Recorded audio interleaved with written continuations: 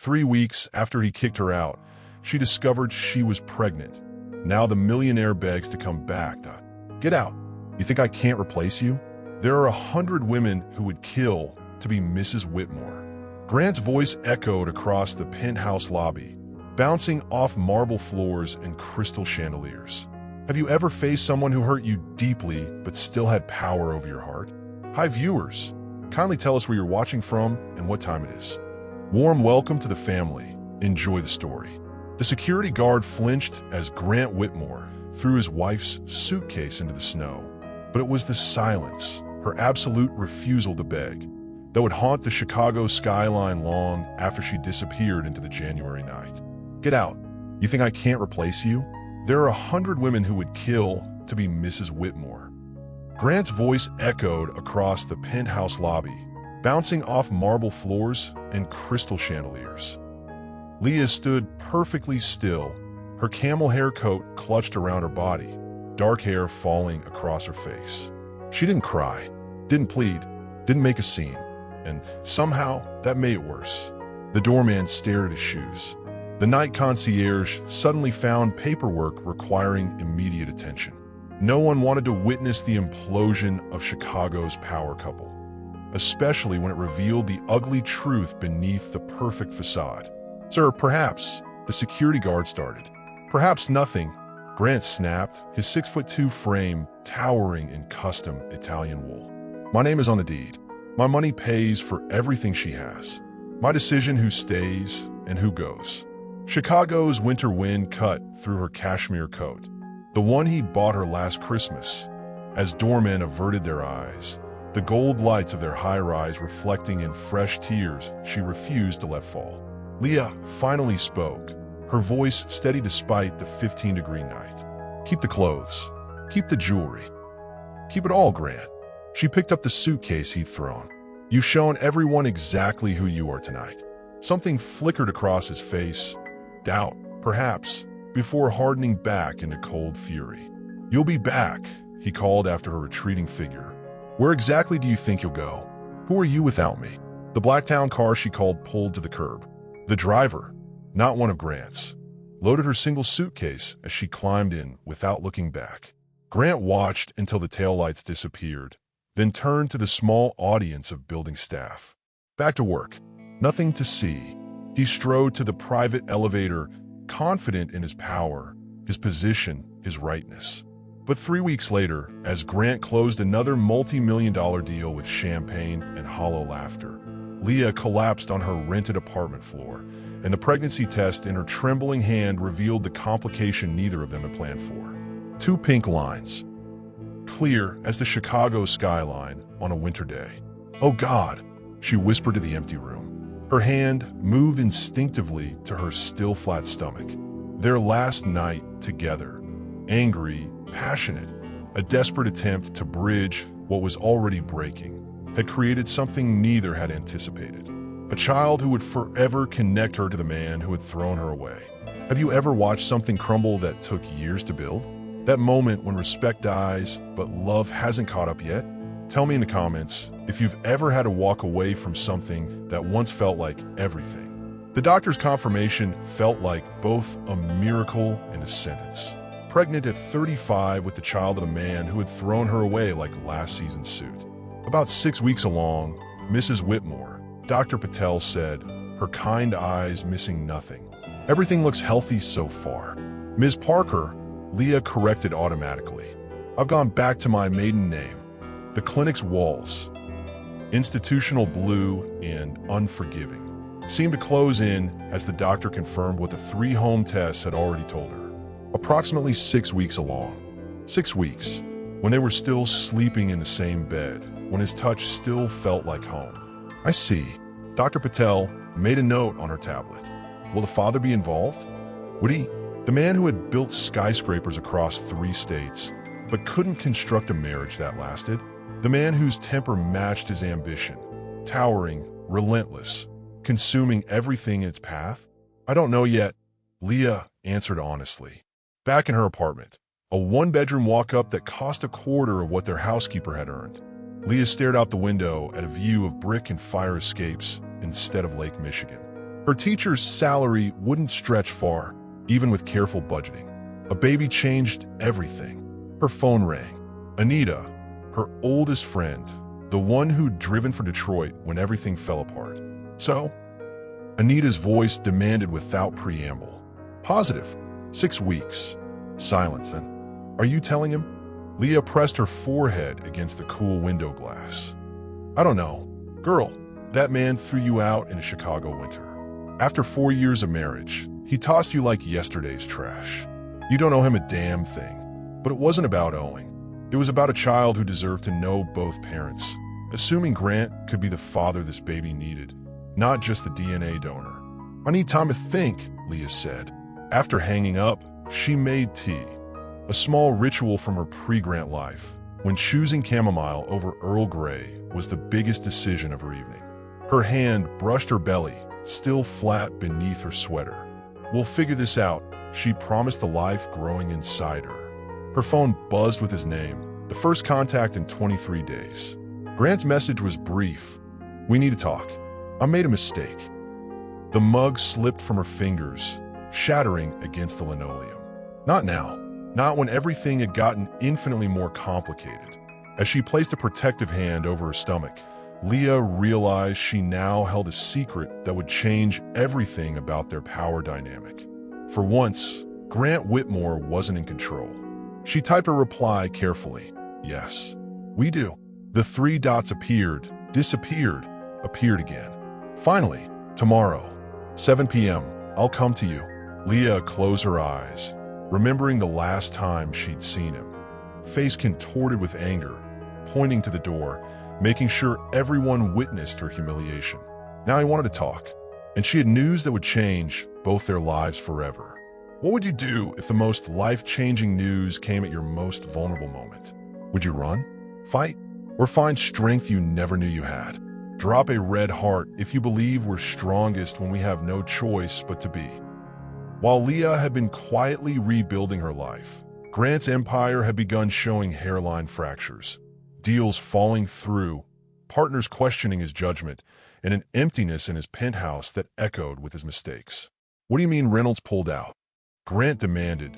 Pacing his corner office with floor-to-ceiling views of the city, he was conquering building by building. His assistant shifted nervously. He said he's heard concerning things about work culture and personal instability. Personal instability.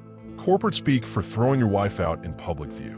Reynolds can go to hell, Grant muttered, but the words lacked conviction. 3 major investors backing away in 2 weeks wasn't coincidence. It was consequence. Later, alone in his office, Grant loosened his tie and poured 3 fingers of bourbon. Chicago's lights blurred below, a city that suddenly felt less conquered than conquering. His phone held no messages from Leah, not that he'd expected any. Pride had kept him from reaching out first, but pride wasn't keeping him company at night. His phone rang. Maxwell, his oldest friend, and the only person who still spoke unfiltered truth. You look like hell, Max said when Grant answered the video call. Good evening to you too. Heard Reynolds bailed on Jefferson Tower. Grant swirled his bourbon. News travels fast. Faster than you think. Much pushed. I ran into Caroline yesterday. She had lunch with Leah. Grant's hand tightened around his glass. And you're going to be a father, you idiot. The bourbon splashed across imported carpet as Grant froze. What? Leah's pregnant. About 6 weeks, Caroline said. Figured you should hear it from someone before rumors start flying. Knowing you, you'd rather control the narrative. Control. Everything in Grant's life was about control. Markets, buildings, people. But this? A child? His child? You sure? His voice sounded strange, distant. Caroline, sure. Question is, what are you going to do about it? What indeed? The woman carrying his child was living in some walk-up apartment on the west side, teaching other people's children while carrying his. The wrongness of it hit him with unexpected force. After ending the call, Grant stared at his reflection in the window. Still powerful, still wealthy, but increasingly alone. The empire meant nothing without someone to share it with. Without Leah, without their child. He selected roses, her favorite, and rehearsed words that felt foreign on his tongue. I'm sorry. But as his driver navigated to her modest new address, Grant had no idea that Leah had already consulted a lawyer about sole custody arrangements. The game had changed, but only one of them knew the new rules. Jefferson Tower needs her name on it, he told his driver suddenly. Sir, the new development. It should be the Parker Whitmore building. It was a beginning, a gesture, a bridge back to what he destroyed in a moment of pride and fury. Can someone truly change after losing everything that matters? Or is self-interest just wearing a better disguise? Share your thoughts below on whether people can truly transform when faced with consequences. She opened the door to find him holding roses and regret, but all Leah could see was the moment he'd chosen his pride over their marriage, and the child growing inside her that he knew nothing about. May I come in? Grant asked, his voice lacking its usual commanding tone. Leah stepped aside, suddenly conscious of her simple apartment with its second-hand furniture and bare walls. 4 years of marriage reduced to what she could restart with a teacher's salary. Her apartment, barely larger than their former master bathroom, somehow diminished him. Grant Whitmore, who commanded boardrooms and construction sites, stood awkwardly by a second-hand couch, luxury watch catching light from the bargain lamp she'd bought at a discount store. You look. His eyes traveled over her, cataloging changes. Pregnant, Leah supplied, deciding ambush was better than anticipation. The roses nearly slipped from his grasp. You're 6 weeks. Leah wrapped her cardigan tighter. Found out yesterday. Grant set the flowers down, movement mechanical. His face transformed at the news. Shock, calculation. Then something that might have been joy if it weren't so possessive. We'll move you back home tomorrow, he said, not asked. And for the first time since that night, Leah laughed. A sound so genuine, it seemed to shake the foundations of the reality he thought he controlled. No, Grant, we won't. His brow furrowed. Don't be ridiculous. That's my child. Our child deserves the best. Our child deserves parents who respect each other, who don't use power to hurt each other, who don't throw people away when they're inconvenient. I made a mistake, Grant said, stepping closer. The familiar scent of his cologne triggered memories her mind rejected, but her body remembered. His hands in her hair, lips against her neck, nights when passion blurred into something like worship. A mistake, Leah repeated. Is that what you call publicly humiliating me? Making sure every employee, every neighbor knew exactly how disposable I was. I was angry. You challenged me in front of. In front of who? Your ego? The deal wasn't ethical, Grant. The West Side Project would displace 300 families. I asked questions you didn't want to answer. His jaw tightened. Business and marriage should stay separate. Nothing stays separate when you share a life. That's the point. Grant ran a hand through his perfectly styled hair, musing it in a way that made him look younger, less certain. More like the man she'd fallen for before success hardened him. What do you want, Leah? Money? The penthouse? Name it. I am pregnant, Grant. But don't mistake this for leverage. This child deserves better than what you became. Something shifted in his expression, genuine pain replacing calculation. And what about what I deserve? The question hung between them, unexpected in its vulnerability. That depends on who you choose to be now, Leah answered finally.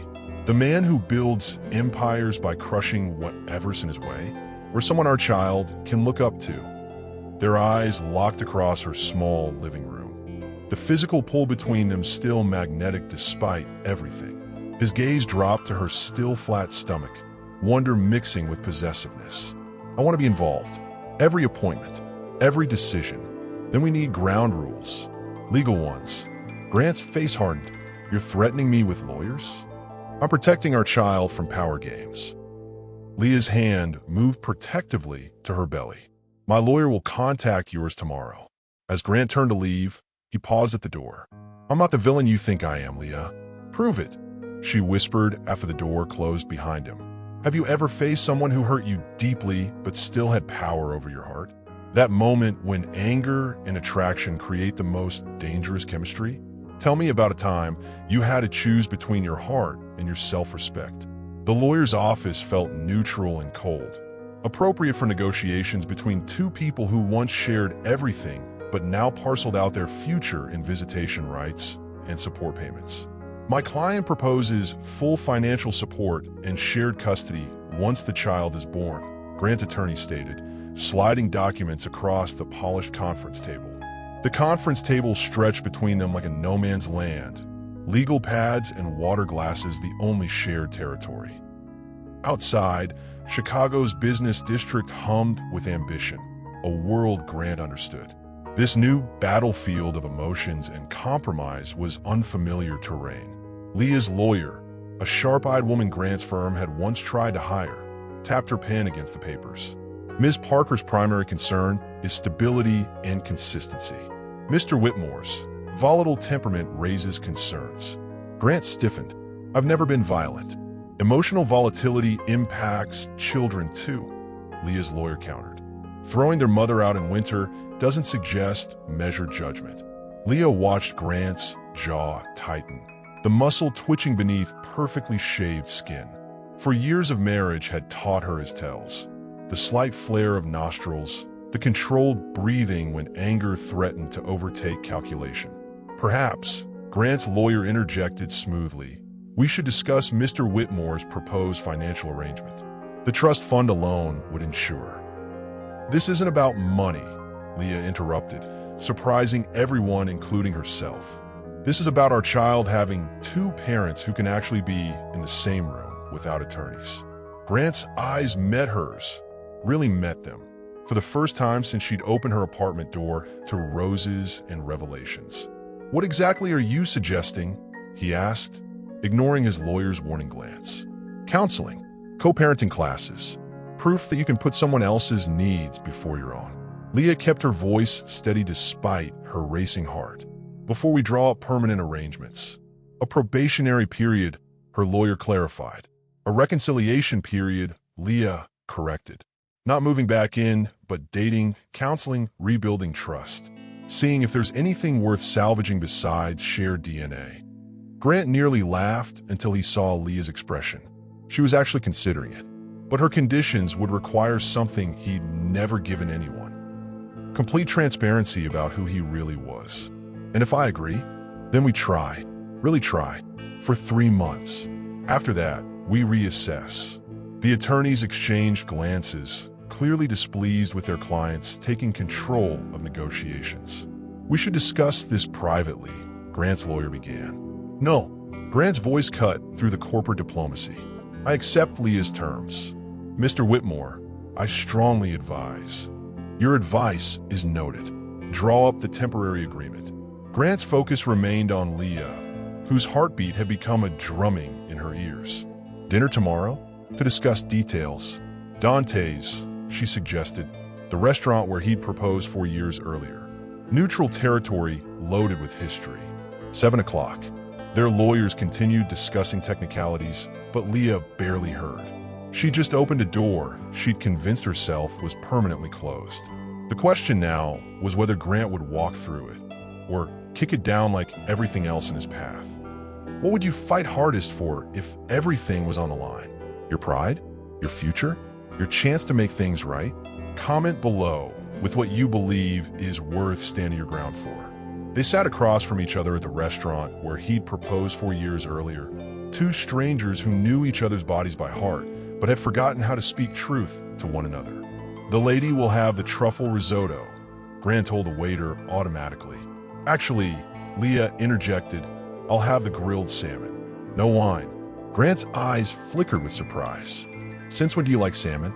Since I had to remake my life after you dismantled it. The words emerged sharper than intended. That's not why we're here.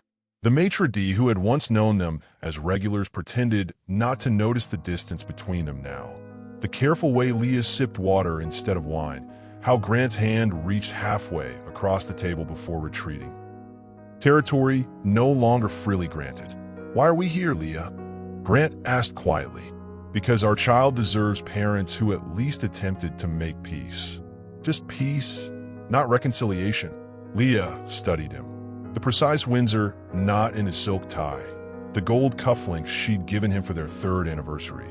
the barely visible gray at his temples that somehow made him more handsome at 40 than he'd been at 36 when they met. "I don't know," she admitted. "A lot has happened." "I know." Grant's voice dropped. "I thought about that night, every day. What I said, how I acted. Yet it took learning about the baby to bring you to my door." Grant's hand curled around his water glass. "That's not entirely true.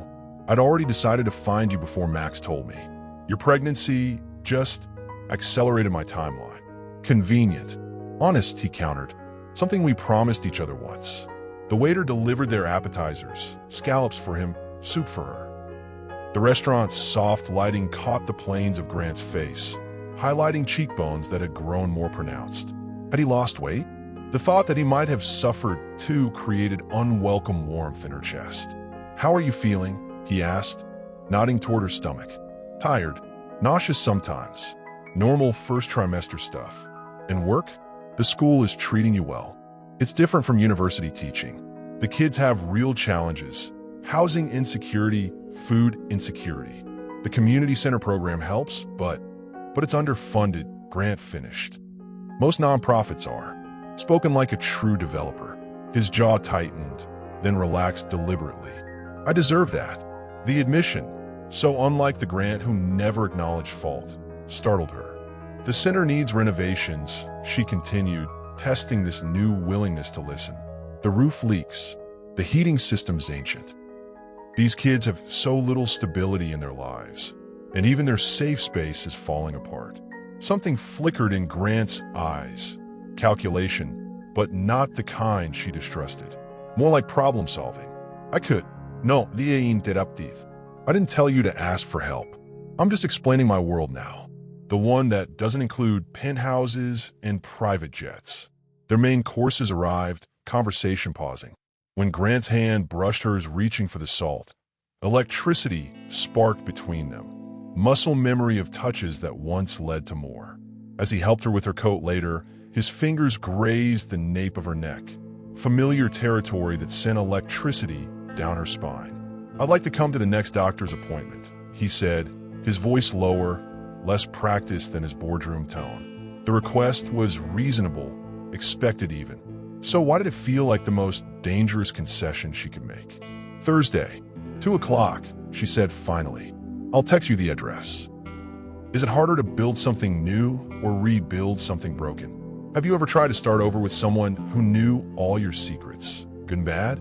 Share your experience with second chances. The sonogram revealed 2 heartbeats, the tiny fluttering life they'd created together, and Leah's own heart, which quickened traitorously when Grant's hand found hers in the darkened room. "There's your baby," Dr. Patel said, pointing to the monitor where a bean-shaped blur pulsed with life. "Strong heartbeat, good size for 8 weeks." The exam room's dim lighting cast shadows across Grant's face as the monitor flickered with black and white evidence of their connection. A tiny heart pulsing with possibility. For a moment, stock prices and real estate portfolios seemed insignificant compared to this miracle of cells and hope. "That's..." Grant's voice trailed off, his usual eloquence deserting him. "Our child," Leah finished softly. His thumb stroked her palm. An unconscious gesture from their married days. Leah allowed it, too caught in the moment to pull away. "Everything looks healthy," Dr. Patel continued.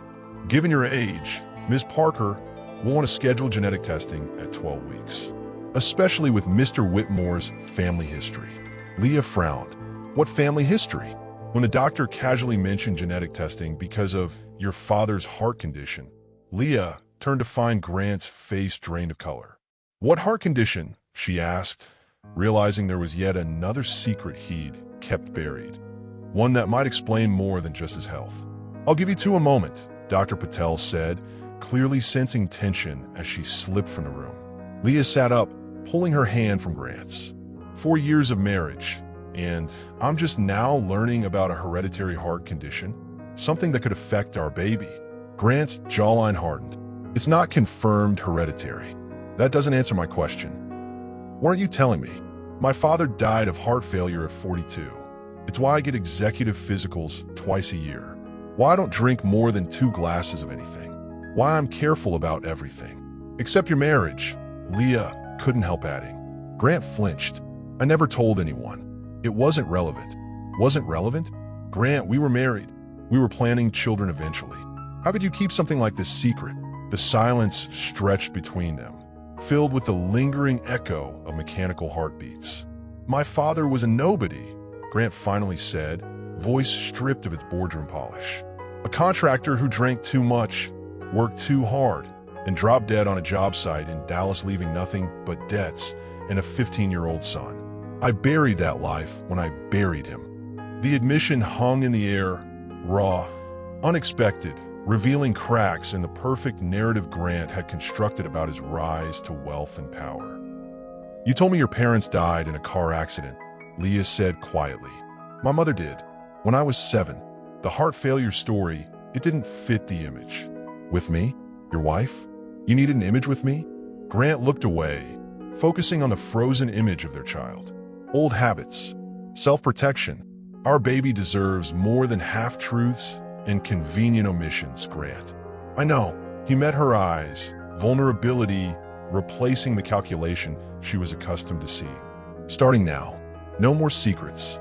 It was the first genuine promise he'd made since their separation, one that felt like it might actually matter. Have you experienced a moment that cut through all the noise and complications of life? A pure moment of clarity? When did you last feel that connection that makes everything else fall away? Tell me in the comments. In 15 years of ambitious climbing, Grant Whitmore had buried his origins so deeply that even his wife knew nothing of the trailer park in Dallas, where a father's early death had taught him wealth was the only protection worth having. I think we need to talk, Leah said as they left the medical center. Really talk. Grant nodded, keys already in hand. My car's here. We could go somewhere. The drive from the medical center stretched in silence, Chicago's architecture reflecting evening light against the car windows. When he finally spoke, his voice had lost the polished edge that closed million-dollar deals, replaced by the faint Texas drawl he'd spent decades erasing. I grew up in Oak Cliff, not the gentrified part you see now. The part where gunshots were lullabies and eviction notices were wallpaper. Leah watched his profile as he drove. The strong jaw, the eyes focused on the road as if it might offer escape from memories. My father worked construction, day labor mostly. Broke his back building houses he could never afford. Grant's knuckles whitened on the steering wheel. Heart gave out carrying lumber up 3 flights in July heat. No health insurance, no savings, nothing but a 9th grade education and a son headed for the same life. You never mentioned any of this, Leah said softly.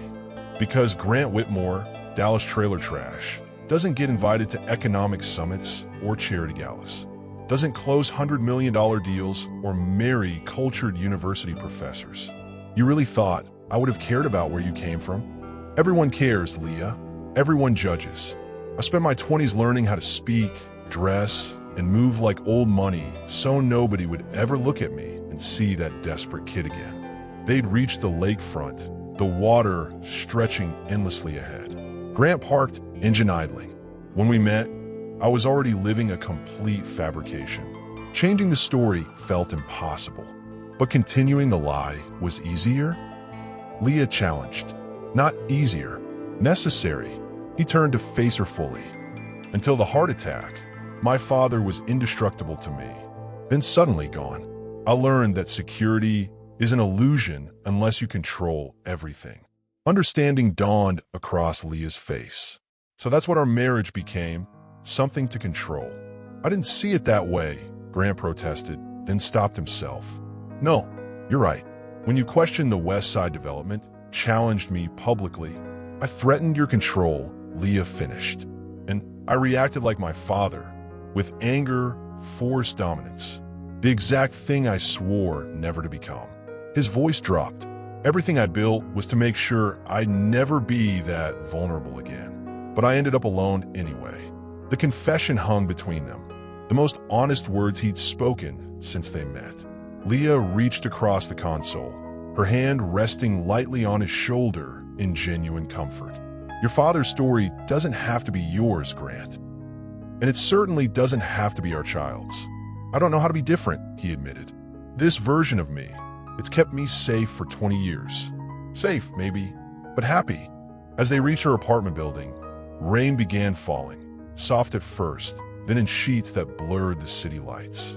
"You should come up until it passes," she offered, immediately wondering if this threshold, literally and figuratively, was one they were ready to cross again. Grant looked at her, really looked, without the armor of wealth or power. Just a man facing the woman carrying his child, the woman who now knew his deepest fear. "Thank you," he said simply, killing the engine as thunder rolled across the Chicago sky. What masks do we wear to hide our deepest fears? Have you ever discovered someone's behavior made perfect sense once you understood their past? Share your thoughts on how our histories shape who we become. The apartment felt smaller with him in it. Not because of his physical presence, but because of the history that crowded every corner when they were together. "Yeah," Leah offered, moving to the kitchen as Grant stood awkwardly in her living room, rain dripping from his expensive overcoat onto the welcome mat. "That would be nice," he answered, removing the coat and looking for somewhere to hang it. The lack of a proper entryway, one of countless luxuries she'd lost, made him pause before draping it over a kitchen chair. Lightning illuminated the small living room in electric bursts, shadows dancing across walls adorned with photos he'd never seen. Her life continuing without him. When the power failed, leaving them in darkness, the sudden quiet felt like permission to speak truths electricity might have kept at bay. "Hold on," Leah said, fumbling in a drawer. The flame of a match flared, illuminating her face as she lit a candle, then another. The warm glow created islands of light in the darkness. "Always prepared," Grant observed, a hint of admiration in his voice. "Teacher habits. Power goes out at school at least once a month. Budget cuts mean outdated electrical systems." She handed him a mug of tea she'd made before the outage. Thunder crashed overhead, rain lashing against windows with renewed fury. Somewhere down the hall, a baby cried, quickly hushed by a parent's soothing voice. "Thin walls," Leah explained, noting Grant's attention to the sound. "Not like the penthouse." "The penthouse is too quiet now," he admitted. "I never noticed until you were gone." The candlelight caught her eyes, hazel depths that had once looked at him with love, then hurt, now something unreadable. She'd pulled her dark hair into a loose knot, tendrils escaping around her face. Even in simple jeans and a sweater, she took his breath away. "What happens now, Leah?" His question encompassed everything. The baby, their relationship, the uncertain future stretching before them. "I don't know." Her honesty was refreshing after months of corporate doublespeak and strategic negotiations. Part of me can't forget that night. How easily you discarded me. And the other part remembers who we were before. The man who flew to Detroit when my mother died, who sat through faculty dinners without complaining, who made me laugh when nothing seemed funny. She moved to the window, watching rain streak the glass. Grant followed, close enough to sense her warmth but not touching. "The problem is," she continued, "I don't know which version is real. The man who loved me or the one who threw me away." "Both," Grant admitted. "I've spent my life becoming whatever each situation required. Ruthless in business, charming at galas, devoted in marriage, until the lines blurred and I lost track of what was performance and what was real." Lightning flashed again, illuminating the raw honesty in his expression. This wasn't the calculated charm he deployed to close deals or the practiced contrition of a man merely seeking forgiveness. But this, his hand moved to her stomach, hovering without touching until she nodded permission. "This is real, undeniably real." His palm rested against her sweater, warm and solid. The simple touch, their first intimate contact in months, sent awareness cascading through her body. When she looked up, his eyes had darkened, pupils wide in the candlelight. "Grant," she whispered, unsure if it was warning or invitation. He answered by lowering his mouth to hers, a question more than a demand. Leah hesitated only a moment before answering, her lips parting under his as years of chemistry overpowered months of hurt. His hands remembered her body's landscape even as it changed with pregnancy. Familiar territory transformed. "Is this okay?" he whispered against her collarbone. The question itself a change from the man who had once taken without asking. "Yes," she breathed, surprising herself with how much she meant it. Is physical connection sometimes easier than emotional reconciliation? Have you ever found truth in intimate moments that words couldn't express? Share your thoughts on when bodies remember what minds try to forget. The blueprints sprawled across her kitchen table revealed Grant's newest development project. Luxury condos planned on the exact site of the community center where Leah now taught displaced children. Morning light filtered through her curtains, illuminating the damning evidence in black and white. The plans had arrived anonymously. An unmarked envelope slipped under her door while they slept, tangled in each other's arms after a night when past and present had collided with the force of the storm outside. "What is this?" Grant asked, emerging from the bedroom in yesterday's shirt, hair still mussed from sleep and lovemaking. Leah's voice was steady despite the tremor in her hands. "The West Side Community Project, your company's latest development." She pointed to the address, directly on top of the center where I teach, where 38 children find their only safe space. Rain-streaked windows framed Chicago's downtown skyline. The empire he'd built visible in the distance, steel and glass monuments to ambition that suddenly felt cold compared to the children's artwork taped to her refrigerator from the very center he planned to destroy. Grant's face shifted from confusion to recognition. That project was initiated months ago, before what? Before you knew I worked there? Before you decided getting me back was worth pretending to care about my world? That's not fair. Fair. Leah's laugh held no humor. Was it fair to look me in the eyes last night, to touch me, to make me believe you were changing? While this, she jabbed at the blueprint, was moving forward, how many families will be displaced? How many kids will lose their support system? Grant reached for the plans, studying them with narrowed eyes. These are preliminary drafts. Nothing's finalized. The construction permit application is dated last week. Leah pushed another document toward him. Were you planning to mention this before or after the bulldozers arrived? The muscle in Grant's jaw pulsed. That familiar tell of controlled anger. Business decisions aren't made based on personal relationships. And there it is. Leah wrapped her arms around herself, suddenly cold despite the morning warmth. Nothing's changed. You're still separating the man who held me last night from the one who destroys communities for profit. It's not that simple. Grant ran a hand through his hair. The financial commitments, the investors, the contracts. It is that simple. You can't demolish people's lives and replace them with luxury they can't afford, Grant.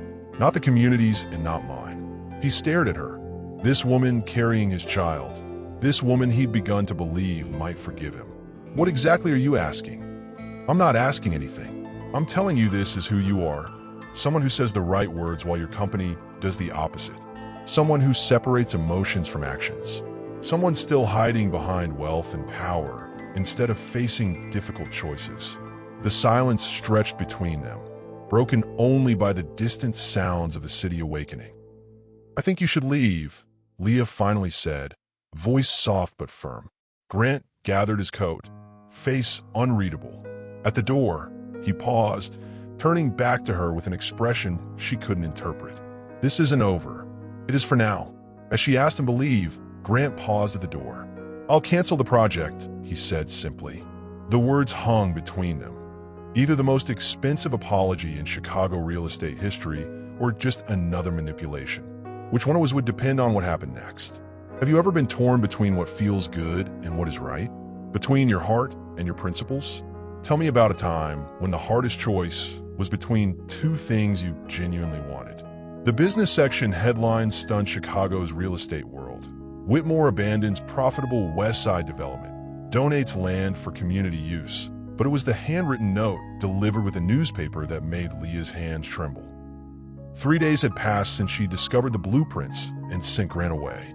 3 days of doubt, anger, and the particular ache of hoping for change while expecting disappointment.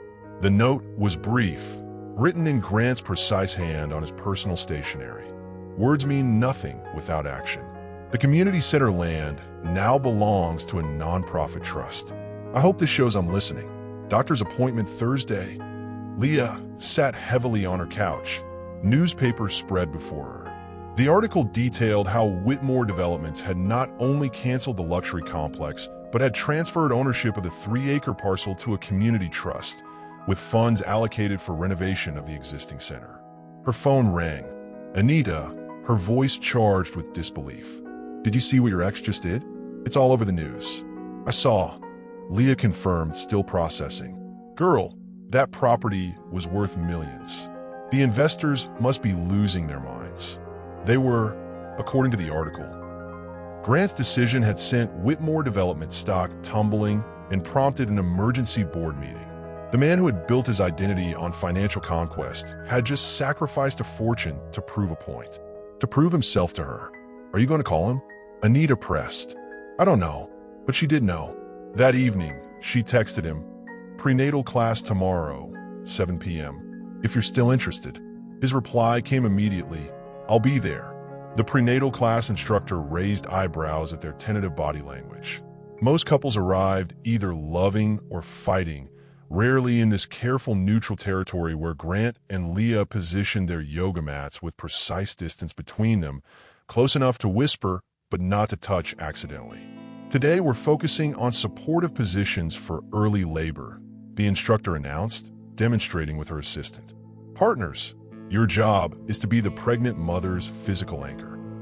Grant watched with unusual intensity, as if memorizing techniques for a crucial business negotiation rather than childbirth support. "Now, partners, stand behind mothers and place your hands here," the instructor guided, showing a supportive position for swaying during contractions. As they practiced labor support positions, the instructor guided Grant's hands to Leah's hips, creating unavoidable intimacy. "The partner needs to be the pregnant woman's anchor," she explained. In a mirrored wall, their eyes met with the same question. Could he truly be that for her now, when it mattered most? His hands were warm through the thin fabric of her yoga pants, steady and strong. Leah found herself leaning back slightly, testing his support. Grant adjusted automatically, taking her weight. "Good," the instructor noted, moving on to the next couple. "Thank you," Leah said quietly as they gathered their things after class, "for what you did with the community center." Grant zipped his jacket, eyes serious. "I didn't do it for thanks." "Why did you do it?" "Because you were right." The simple admission clearly cost him. "Because seeing that place through your eyes instead of a balance sheet changed my perspective." The evening air was cool as they walked to their cars, a comfortable silence replacing the tense one from earlier. "Would you like to get dinner Saturday?" Leah asked suddenly. "Actually, I'd like to cook for you. At my place." Grant's smile, genuine, not the practiced charm he showed the world, warmed his entire face. "I'd like that very much." When does someone deserve a second chance? Is one good action enough to erase a pattern of behavior? Share your thoughts on what real change looks like and how we recognize it. On the night of Grant's 40th birthday, instead of the elaborate gala he'd planned months before, he sat in Leah's modest apartment watching her frost a homemade cake. The simple celebration revealing how profoundly priorities could change in half a year. "You're staring," Leah noted, concentrating on spreading chocolate frosting evenly. "I'm appreciating," Grant corrected, leaning against the kitchen counter. "No one's made me a birthday cake since. I can't remember when." 6 months had passed since their separation. For months since the community center decision that had marked the beginning of real change. 12 weeks since they'd started cautiously rebuilding something neither could yet name. Candlelight softened the apartment's corners as Chicago's elite gathered across town at the venue where his birthday celebration had originally been planned. The contrast was stark. Crystal chandeliers and champagne towers versus Leah's mismatched plates and the chocolate cake she'd baked despite swollen ankles. "The board still giving you trouble?" Leah asked, adding the final touches to the frosting. Grant shrugged, loosening his tie. He'd come directly from work, shedding his suit jacket at the door. "Jenkins thinks I've lost my mind," Rothman suggested a psychiatric evaluation. Because you chose not to destroy a community center? Because I've declined 3 high-profit ventures in favor of mixed-income housing projects. His smile held a hint of the old confidence. Turns out ethical development can still be profitable, just not obscenely so. Leah placed candles carefully around the cake's perimeter. Your shareholders must be thrilled. Some have bailed. Others are coming around. Grant moved behind her, hands hesitating before settling gently on her shoulders. At 24 weeks, her pregnancy had become pronounced. Her body's changes a daily reminder of their shared future. I'm learning there's more than one way to measure success. She leaned back against him, allowing the connection. These small physical concessions had increased gradually. A touch here, a kiss there. The rebuilt trust growing alongside their child. Make a wish, Leah said, lighting the candles. Grant closed his eyes briefly before blowing them out in one breath. What did you wish for? She asked, cutting generous slices. If I tell you, it won't come true. The sharp pain came without warning, folding Leah forward mid-sentence. Something's wrong, she whispered, face pale with fear. At 28 weeks, it was far too early for their child to arrive. Where does it hurt? Grant's voice remained steady even as fear flashed in his eyes. My back and lower. Leah gripped the counter, knuckles white. It's too soon. Grant was already dialing 911. One hand support her elbow. My wife needs an ambulance, he told the dispatcher, the old label slipping out unconsciously. She's pregnant, 24 weeks, having severe pain. The next minutes blurred, Grant gathering her purse, phone, a sweater for the hospital. As they waited for the ambulance, he knelt before her, holding her hands. Look at me, he instructed when another wave of pain made her gasp. Breathe with me. That's it. The ambulance is coming. Everything will be fine. Leah focused on his face, the concern, the steadiness, the complete absence of the man who had once thrown her out in winter. I'm scared, she admitted. I know. He squeezed her hands. But I'm right here, and I'm not going anywhere. As Grant called for an ambulance, the birthday candles continued burning. Wishes unspoken, future uncertain. What markers do we use to measure our lives? Money, power, possessions, or moments of genuine connection? Has your definition of success ever fundamentally changed? Tell me about your turning point. The hospital room became their world for 72 hours. Medical terms replacing business jargon as Grant refused to leave Leah's side. His laptop abandoned, phone silenced, every fiber focused on the monitors tracking 2 heartbeats he now valued above all else. Braxton Hicks contractions exacerbated by dehydration and stress, the doctor explained on the second day. Not labor, but a warning. The next 12 weeks need to be significantly calmer. Leah nodded from the hospital bed, for fluids dripping steadily into her arm. Grant sat beside her, tie long discarded, shirt wrinkled from sleeping in the visitor's chair. The hospital's rhythms mark time differently. Shift changes, medication schedules, the steady electronic reassurance of the fetal monitor. Outside the window, Chicago continued its relentless pace while inside, Grant learned patience he'd never possessed, watching Leah sleep between vital sign checks. You don't have to stay, Leah told him when she woke to find him still there, stubble darkening his jawline.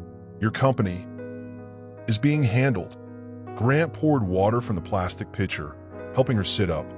Jenkins is covering my meetings. For 3 days. For as long as necessary. The simple declaration hung in the air between them. 6 months ago, Grant Whitmore would have delegated her care to assistants, making appearances between deals. Now, his phone remained off despite his executive team's increasing panic. When a nurse brought a basin of warm water and washcloth for Leah to freshen up, Grant gently took them. May I? The tender request, so unlike his former entitlement, brought unexpected tears to Leah's eyes. She nodded, allowing him to dampen the cloth and pass it carefully over her face, her neck, her arms. The care in his movement spoke louder than any words could have. On the 3rd morning, Dr. Matthews entered with discharge papers and strict instructions. Bed rest for 2 weeks. then limited activity until week 32. No work, no stress, minimal exertion. I can't just abandon my students for 6 weeks, Leah protested. You can and will, Grant interjected before softening his tone. Your substitute teacher knows the curriculum. The kids will manage. Our baby needs you more right now. Our baby. The words still sounded strange and wonderful together. As the doctor reviewed medication instructions, the hospital room door swung open without warning. Jenkins, Grant's OO, entered with a face like thunder. 3 days, Grant. 3 days of unanswered calls while Reynolds is threatening to pull out and the Northside deal is collapsing. Grant's expression didn't change. I left instructions. Instructions don't replace leadership. The board is meeting in an hour. Your absence now could cost controlling interest in your own company. When his business partner arrived unannounced, the financial ultimatum was clear. Return to work immediately or lose controlling interest in the company he'd built for 15 years.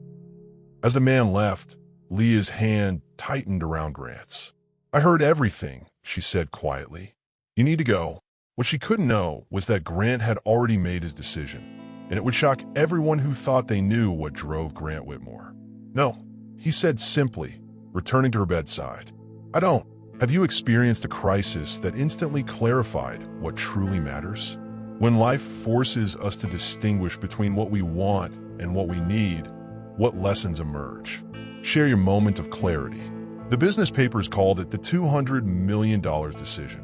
The day Grant Whitmore walked away from his controlling stake in Chicago's most aggressive development firm to protect something that a year ago he wouldn't have recognized as valuable. You can't be serious, Jenkins said, standing in Leah's living room 2 days after her hospital discharge. 15 years building this company, and you're handing over control because your ex-wife needs a babysitter? Grant continued unpacking groceries in Leah's kitchen, organizing fresh fruits and vegetables in the refrigerator. She's not my ex-wife, and I'm not handing over control. I'm redistributing my priorities.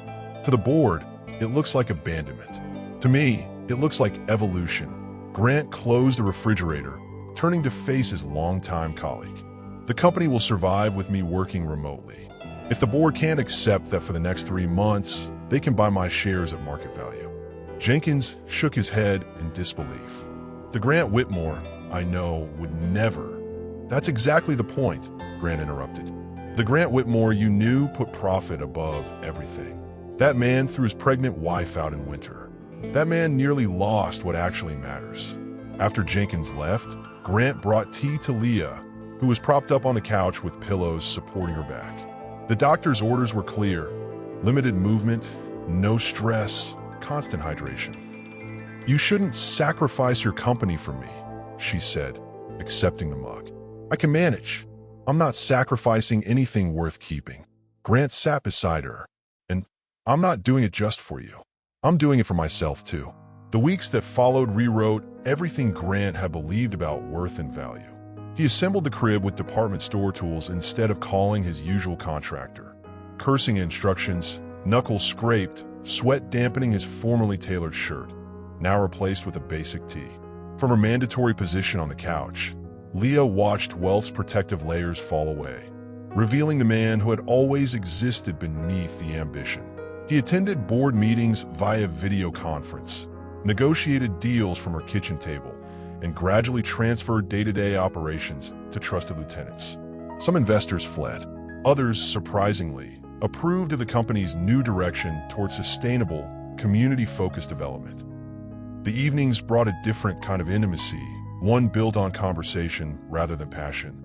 Grant read real estate journals aloud, while Leah graded papers she'd insisted on receiving electronically. They discussed names for their daughter, debated parenting philosophies, rediscovered common ground beyond physical attraction. When the doctor finally cleared Leah for light romantic activity at 32 weeks, their reconnection held none of their former urgency.